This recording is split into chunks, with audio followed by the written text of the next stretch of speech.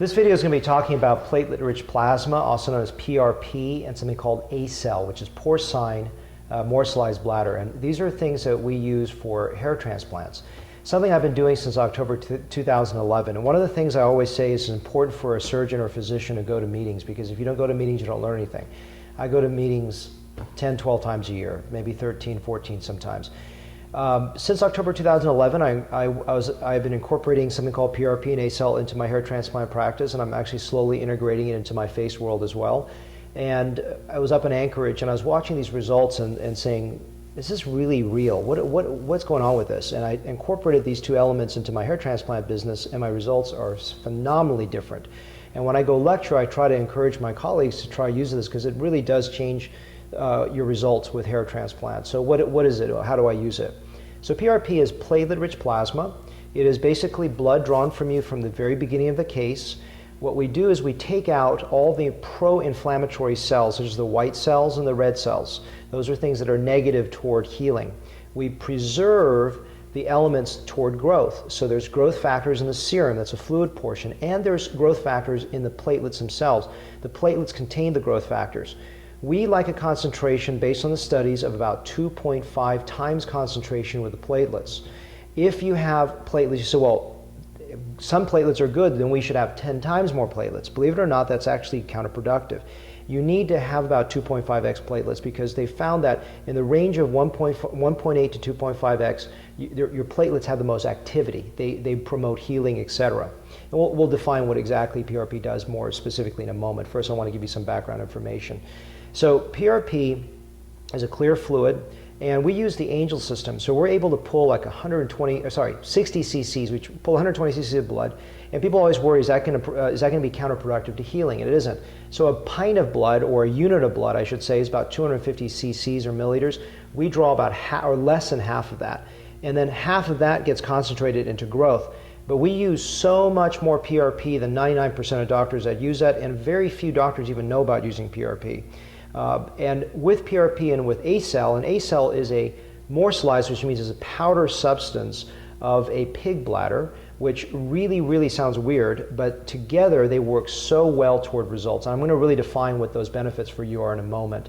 One thing I want to say is that with there's sometimes religious issues with using a pig. I can take the pig portion out, but I can tell you there's no substitute for it. So I know that, speaking with religions that have an issue with using pig products, is that when there's no substitute for a product, there usually is not an issue with that. It's also not something you're ingesting. It doesn't go in the blood. It stays right where it's localized in the area. So I'd be happy to speak with your religious person if there's an issue with it, but I'm so passionate about the results with it that I really want to emphasize how important it is to integrate both elements into getting a good result for you. So let's talk about how we use it, and let's talk about what results I'm seeing and what I've been seeing over the last 2 years, and tell you some patient stories to sort of elucidate some of those elements. So the things that how I use it is that I place it into the area where I'm going to transplant. I place into areas that are thinning that I'm not going to transplant, or even a patient coming to me just with thinning hair to inject in that area. And I'm also using the donor incisions, whether I'm using what's called FUE, follicular unit extraction, with the robot, the RTAS system, or a linear incision. And I'm also using it to embed in the grafts themselves. So the grafts are all coated in them before implantation. So let's talk about, besides all the esoteric technical things, how does it help you, right? Because why bother with this if it doesn't do anything for you? What is it actually doing for you? So let me first tell you what it doesn't do. I don't think it really shortens your healing time. A lot of people wonder, is it going to be less swelling over the week? And your swelling is about a week, 5 to 7 days. Does it limit scarring? I mean, not scarring, scabbing?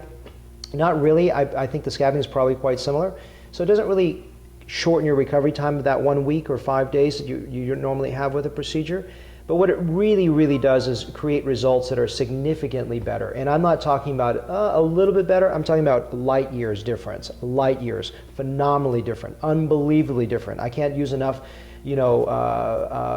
adjectives to describe how great this actually changes the results. So let me tell you a couple stories to have you understand this, and then I'll give you specifically what I'm seeing. So I had a gentleman that it was a worst case scenario for me. He was 16 months and didn't have a lot of growth, which is extremely rare. In fact, it's not only rare, it's the only patient I've done in hundreds of thousands of patients. I've not seen a patient that had very limited growth up to 16 months. Now he started growing at 16 months, but it was a very delayed growth, and his growth was not as good as possible.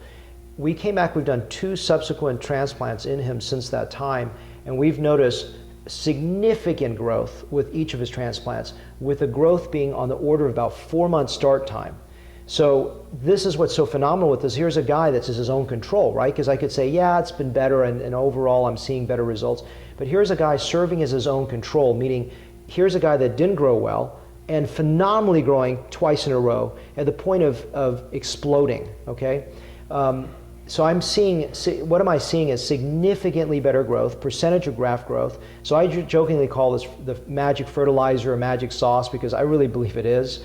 And you have to use it right. I mean, a lot of doctors that are starting out, I've been doing this over 2 years now, is they've been really doing things, in my opinion, maybe not the best way. For example, I was using PRP and ACell and chilling it in the grafts. You can't do that. The PRP and ACell must be kept at room temperature to be activated. I use different types of activators, such as calcium gluconate. I used to use bovine thrombin, but the calcium gluconate, I believe, is better because also there's less chance of an allergic reaction as a non-animal product if I can avoid it. So these are things that are really, really cool. ACell, is it important to have that component? What is it doing differently? Can I just use PRP? Yes, you can, but I really believe that ACell creates even a finer graft growth and even more exuberant graft growth. So I really don't believe there's a substitute for having the ACell in there. So together, they really help with faster growth. So on average, I used to see graft growth around 6 months. Now I'm seeing graft growth on average starting in a significant fashion, but not everyone, it's very variable, but about 4 months.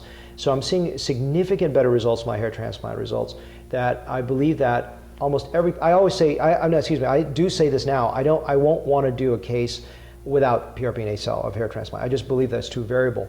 There's a doctor out of Boston, I'm sure he's not out of Boston, but I heard him lecture in Boston in 2010 about something called Patient Growth Index, or PGI. What he talks about is no matter how good a surgeon you are, and no matter how good your team is, occasionally your graft growth is going to be variable. You're not going to have as much graft growth as you thought you were going to have.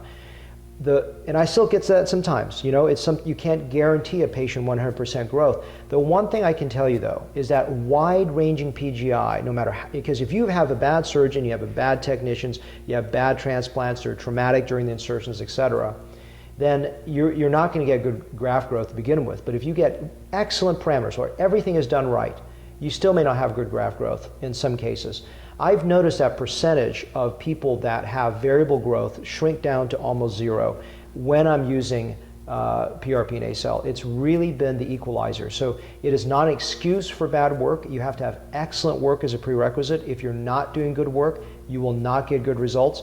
The good work, I should shoot a video, actually I'll probably do that next, about understanding good quality work. But understand that what's really, really, really important is that these products have changed the way I do things. And also remember that PRP is so variable. I just talked to a colleague of mine out of Canada yesterday. He says, my God, I only get 3 cc's of PRP for my transplants. I go, really? I get 60. I get more than I need for every element of what I want to do. And also I've been noticing patients that don't get the transplants, or they're going to get a portion of their head not transplanted, and I inject that area, that people that have early hair loss, I've seen growth there. And that's really encouraging to me, really encouraging me. So, you know, I haven't been doing it long enough to tell you, oh, you should do it exactly this phase, but the consensus is that about 1.5 to 2 years, maybe a year, is when you want to come back and just get your scalp injected if you're not getting a transplant, if you're seeing good results. So I like to test it, especially if, let's say you're getting a transplant here, and I inject the crown, and I come back 6 months, a year later, I'm seeing good graft growth in that area, and you go, you know what, I don't need a transplant there now, save me a lot of money, save me some recovery.